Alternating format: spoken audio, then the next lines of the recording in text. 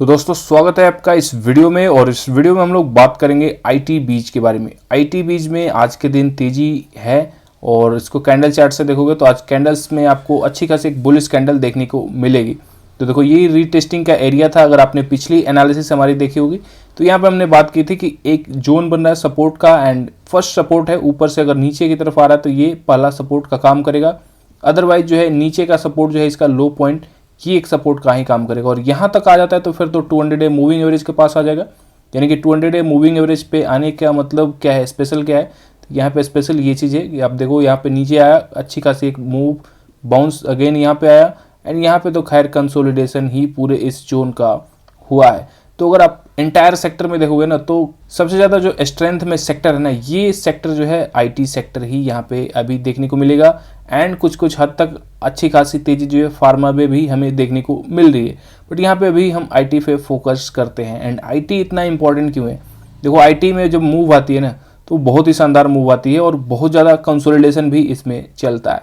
तो ये सारा चीज़ देखने के लिए आपको यहाँ पे चार्ट पे तो कुछ ज़्यादा पता नहीं चलेगा, क्योंकि अगर आप देखोगे यहाँ पे तो सिंपली कंसोलिडेशन हुआ है एंड अब जाके मूव आनी शुरू हुई है। तो इस मूव का फ़ायदा कैसे उठाया जाए? एंड सबसे पहले देखो मूव का फ़ायदा आने के लिए सबसे पहले आपको सेक्टर पे विश्वास होना चाहिए।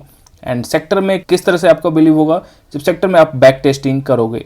तो पिछली एनालिसिस देखो, यहाँ पे मैंने आपको एक क्वेश्चन पूछा था, हालांकि पिछली एनालिसिस में नहीं, पिछली एनालिसिस में क्वेश्चन था कि ये किस तरह का पैटर्न बना हो। तो ये क्वेश्चन जो है ना मैंने बहुत दिन पहले चैनल पे पूछा था, एक्चुअल में पिछली वीडियो में नहीं पूछा था। ये जस्ट एक रिमाइंडर था कि किसने किसने उस टाइम पे वो वीडियो देखा था, क्योंकि अब जो है ना उसका फल जो है आपको सामने देखने को मिल रहा है। क्योंकि कुछ महीने पहले जब ये पैटर्न बन रहा था उस टाइम पे मैंने आपको इंडिकेट किया था कि ये कप एंड हैंडल पैटर्न बन रहा है, यहाँ से मूव्स जो है अच्छी आती है। ये कप एंड हैंडल पैटर्न जो है ना पहली बार यहाँ पे नहीं बन रहा है। कुछ मैं आपको इंटरेस्टिंग चीज़ दिखाने वाला हूँ। जैसा कि मैंने बोला कि आईटी बीच में क्या है ना, बहुत दिनों तक कंसोलिडेशन चलता है, फिर ये डाउन ट्रेंड में भी रहता है।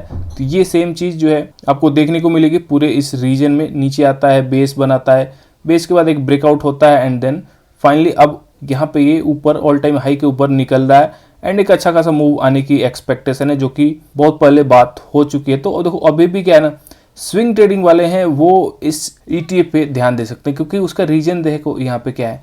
अब देखो ये सेम पैटर्न मैं आपको दिखाता हूँ यहाँ पे क्या हो रहा है। यहाँ पे देखोगे तो आईटी जो है उससे पहले अप ट्रेंड में था, अप ट्रेंड में आने के बाद क्या हुआ, यहाँ पे नीचे की तरफ अब आ रहा है।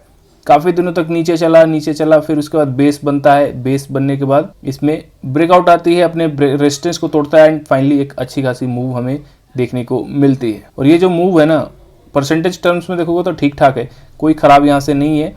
पोजिशनल ट्रेडिंग के लिए अच्छी खासी 27 से 30% जो है वो खराब परसेंटेज रिटर्न नहीं माना जाएगा, क्योंकि आप अच्छे टाइमिंग पे पकड़ रहे हो। जब ब्रेकआउट हो रहा है तब पकड़ रहे हो आप। ऐसे पूरे एरिया में ऐसा नहीं कि 2 साल से लेके बैठे हो एंड उसके बाद आप 27% रिटर्न बना रहे हो। हालांकि यहाँ पे आप पकड़ोगे तो यहाँ पे रिटर्न जो है बहुत ज़्यादा बन जाएगा। तो यहाँ वाला भी फ्रूटफुल है, ऐसा नहीं है कि यहाँ पे आपने इन्वेस्ट किया लेकिन यहाँ पे आपने टाइम गंवाया। तो अकॉर्डिंगली आप देख सकते हो। लेकिन ये जो सेक्टोरल ETF में मौके होते हैं ना ब्रेकआउट के बाद, ये एक अच्छे मौके होते हैं। अब आ जाते हैं एक बार और पीछे, देखो सारे मार्किंग मैंने यहाँ पे आपके लिए कर रखी है। यहाँ पे देखोगे तो यहाँ भी अगेन आपको ये सेम चीज़ देखने को मिलेगा। नीचे आता है, काफ़ी दिन तक बेस बनता है, ब्रेकआउट होता है यहाँ से फाइनली एंड ब्रेकआउट के बाद रेस्ट कहानी आपको पता है कि यहाँ पे क्या हुआ है, तो वो भी देख लो।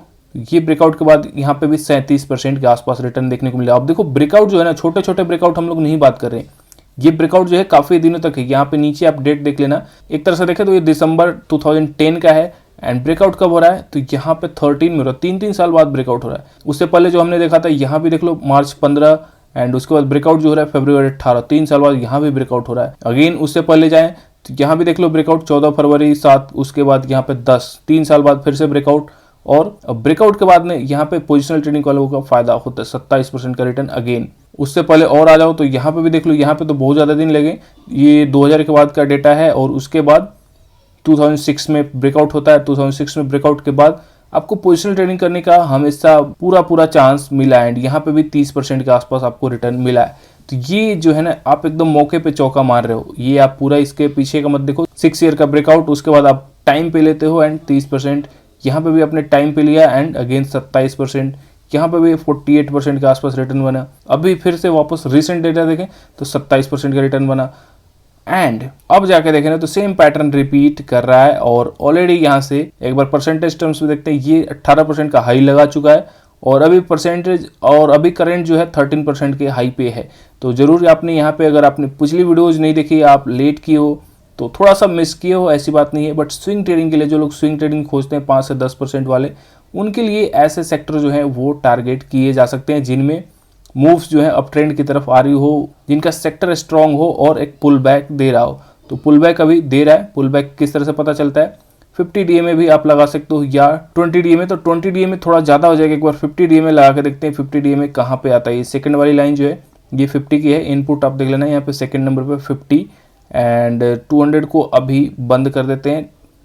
अब देखो यहाँ पे आपके सामने 50 DMA है, तो पुल बैक के लिए 50 DMA अच्छा होता है, नज़दीक आता है, उसके बाद आप यहाँ से बाइंग्स के लिए देख सकते हो। देखो कोई रिकमेंडेशन नहीं है, मूविंग एवरेज पे एक तरह से ये इंडिकेटर लगा के हम लोग थोड़ा सा डिस्काउंट में बाइंग करने की कोशिश करते हैं और ज़्यादा कुछ यहाँ पे मूविंग एवरेज का रोल नहीं है। अगेन देखोगे तो 50 DMA के आसपास एक अच्छी खासी वैल्यूएबल जोन आती है और फिर से यहीं से बाइंग इसको आज के दिन भी देखने को मिली है। तो वापस आ जाते हैं IT बीच के चार्ट पे एंड लेवल्स देख लेते हैं यहाँ पे लेवल्स क्या होगा। तो अभी जो है मूविंग एवरेज, यहाँ पे कंफ्यूज मत होना, ये 200 मूविंग एवरेज है, इसको बंद कर देते हैं और लेवल्स देख लेते हैं क्योंकि लेवल जो है वो इंपॉर्टेंट होते हैं, लाइन चार्ट में आते हैं एंड सपोर्ट के आसपास से जंप मिला है। 50 DMA का भी सपोर्ट यहाँ पे अभी हमने देखा, सेक्टर के चार्ट पे 50 DMA का भी सपोर्ट है। तो ये जो है ना यहाँ से तेजी जो है ऑलमोस्ट करंट प्राइस से देखें तो अभी 4% के आसपास तो यहाँ पे ऑल टाइम हाई तक लगाता है तो मिलेगा। जैसे कि मैंने बोला, जो शॉर्ट स्विंग्स ट्रेडर वाले हैं उनके लिए ये सेक्टर जो है ठीक ठाक है और 50 DMA से जंप आ रहा है तो एक मौका बना है। अगेन कोई भी बाइंग एंड सेलिंग एडवाइस नहीं है। मार्केट में अभी वीकनेस है, जो कि वीकनेस बहुत सारे सेक्टर्स में देखने को मिल रही है। तो इस टाइम पे जो है स्विंग ट्रेडिंग जो है रिस्की होता है, बट ETF है, थोड़ा सा रिस्क आप यहाँ पे कम कर ले रहे हो, इसलिए अपनी कैपिटल एंड अपना रिस्क एनालिसिस करने के बाद ही आप किसी भी सेक्टर में जाना। ट्रेंड लाइन के अभी देखे सपोर्ट, तो यहाँ पे ट्रेंड लाइन का हमें साफ साफ ट्रेंड लाइन भी एक सपोर्ट देता हुआ दिख रहा है। तो मल्टीपल सपोर्ट यहाँ पे काम कर रहा है IT सेक्टर में एंड यहाँ से 50 का लेवल जो है ना ये हिट होने के बहुत ज़्यादा चांसेज हैं। तो 50 तक का टारगेट रख के जाया जा सकता है शॉर्ट स्विंग्स के लिए। तो आई होप कि ये IT सेक्टर के एनालिसिस आपको इन्फॉर्मेटिव लगी होगी। चलो मिलते हैं नेक्स्ट वीडियो में।